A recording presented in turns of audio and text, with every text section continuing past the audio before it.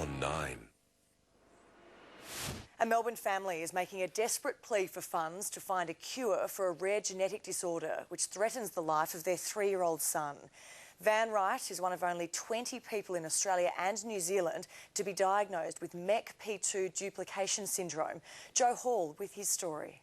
For Colleen and Phil Wright, every moment with their 3-year-old son Van is precious. We're a very normal Australian family with a really extraordinary situation to deal with. The first sign something was wrong didn't emerge until Van was 10 months old. It was a bit of a mystery to the doctors as to what was going on with him. He was eventually diagnosed with MECP2 duplication syndrome, a genetic neurological condition so rare the medical team had not even heard of it. At the moment we think there's probably about 15 to 20 cases in Australia and New Zealand. Van can't walk or talk. He has recurrent respiratory infections, feeding difficulties and has a high risk of developing epilepsy. He may not live to adulthood. To just have the diagnosis of your son will never evolve to be anything. He will die and the life that he has is just going to be in and out of hospital and that's it. It's not an option to live like that.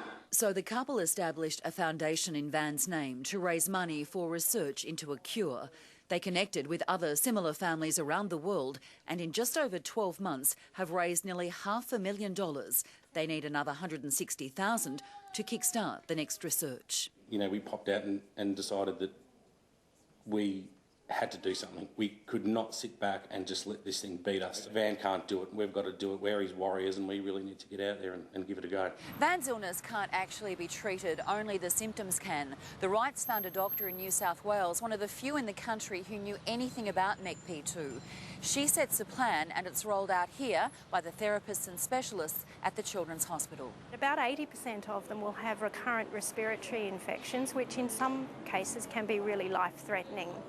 Approximately 50% of the reported cases have died by the age of 25 years. While the physical setbacks are enormous, Van's mind is working normally. He understands, we think pretty much everything that goes on. His sense of humour is, if we all have a joke, he'll laugh at the right spots. Much of that happens with big sister Remy. He likes playing with my Barbies always. She adores him and there seems to be a natural sense of responsibility for him. Do you love your brother, Remy?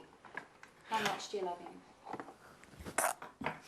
He's a happy, very loving child. He loves cuddles and, you know, he's a great kid, you know, and we love him very much. Joe Hall, 9 News. American television has a new key battleground. The morning shows and the world's biggest music stars